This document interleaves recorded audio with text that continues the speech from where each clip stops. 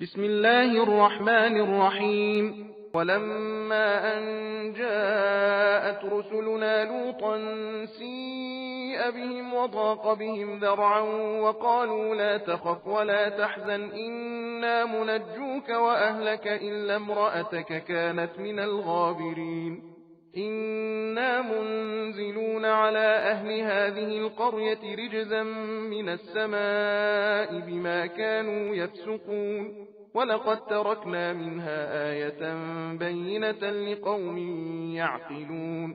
وإلى مدين أخاهم شعيبا فقال يا قوم اعبدوا الله وارجوا اليوم الآخر ولا تعثوا في الأرض مفسدين فكذبوه فأخذتهم الرجفة فأصبحوا في دارهم جاثمين.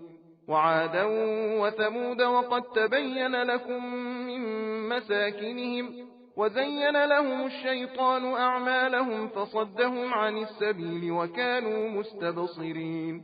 وقارون وفرعون وهامان ولقد جاءهم موسى بالبينات فاستكبروا في الأرض وما كانوا سابقين فكلا أخذنا بذنبه فمنهم من أرسلنا عليه حاصبا ومنهم من أخذته الصيحة ومنهم من خسفنا به الأرض ومنهم من أغرقنا وما كان الله ليظلمهم ولكن كانوا أنفسهم يظلمون. مثل الذين اتخذوا من دون الله أولياء كمثل العنكبوت اتخذت بيتا وإن أوهن البيوت لبيت العنكبوت لو كانوا يعلمون إن الله يعلم ما يدعون من دونه من شيء وهو العزيز الحكيم. وتلك الأمثال نضربها للناس وما يعقلها إلا العالمون. خلق الله السماوات والأرض بالحق إن في ذلك لآية للمؤمنين. بسم الله الرحمن الرحيم. أتل ما أوحي إليك من الكتاب وأقم الصلاة إن الصلاة تنهى عن الفحشاء والمنكر ولذكر الله أكبر والله يعلم ما تصنعون. ولا تجادلوا أهل الكتاب إلا بالتي هي أحسن إلا الذين ظلموا منهم وقولوا آمنا بالذي أنزل إلينا وأنزل إليكم وإلهنا وإلهكم واحد ونحن له مسلمون. وكذلك أنزلنا إليك الكتاب فالذين آتيناهم الكتاب يؤمنون به ومن هؤلاء من يؤمن به وما يجحد بآياتنا إلا الكافرون. وما كنت تتلو من قبله من كتاب ولا تخطه بيمينك إذا لارتاب المبطلون بل هو آيات بينات في صدور الذين أوتوا العلم وما يجحد بآياتنا إلا الظالمون. وقالوا لولا أنزل عليه آيات من ربه قل إنما الآيات عند الله وإنما أنا نذير मुबीन।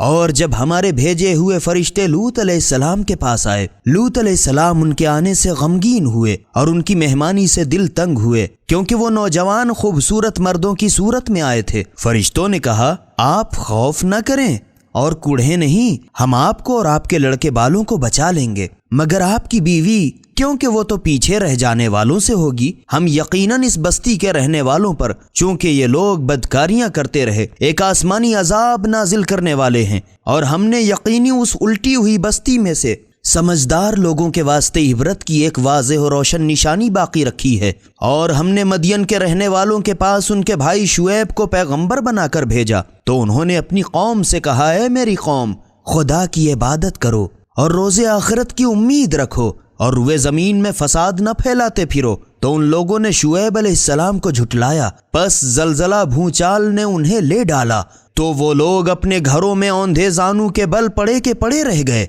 और कौम आद और समूद को भी हलाक कर डाला। और ऐ अहले मक्का, तुमको तो उनके उजड़े हुए घर भी रास्ता आते जाते मालूम हो चुके। اور شیطان نے ان کی نظر میں ان کے کاموں کو اچھا کر دکھایا تھا اور انہیں سیدھی راہ چلنے سے روک دیا تھا، حالانکہ وہ بڑے ہوشیار تھے، اور ہم ہی نے قارون و فرعون و حامان کو بھی ہلاک کر ڈالا، حالانکہ ان لوگوں کے پاس موسیٰ علیہ السلام واضح و روشن معجزے لے کر آئے، پھر بھی یہ لوگ روئے زمین میں سرکشی کرتے پھرے اور ہم سے نکل کر کہیں آگے نہ بڑھ سکے، تو ہم نے سب کو ان کے گناہ کی سزا میں لے ڈالا۔ چنانچہ ان میں سے بعض تو وہ تھے جن پر ہم نے پتھر والی آندھی بھیجی، اور بعض ان میں سے وہ تھے جن کو ایک سخت چنگھاڑ نے لے ڈالا، اور بعض ان میں سے وہ تھے جن کو ہم نے زمین میں دھسا دیا، اور بعض ان میں سے وہ تھے جنہیں ہم نے ڈبا مارا۔ اور یہ بات نہیں کہ خدا نے ان پر ظلم کیا ہو، بلکہ سچ یوں ہے کہ یہ لوگ خود خدا کی نافرمانی کر کے آپ اپنے اوپر ظلم کرتے رہے۔ جن لوگوں نے خدا کے سوا دوسرے کارساز بنا رکھے ہیں، ان کی مثال اس مکڑی کی سی ہے جس نے اپنے خیال ناقص میں ایک گھر بنایا، اور اس میں تو شک ہی نہیں کہ تمام گھروں سے کمزور گھر مکڑی کا ہوتا ہے۔ اگر یہ لوگ اتنا بھی جانتے ہوں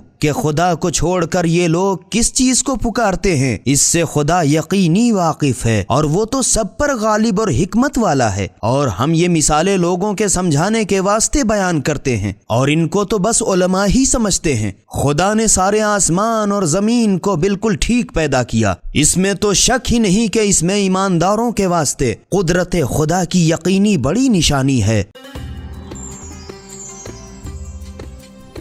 سبیل قرآن، ہدایت کا راستہ۔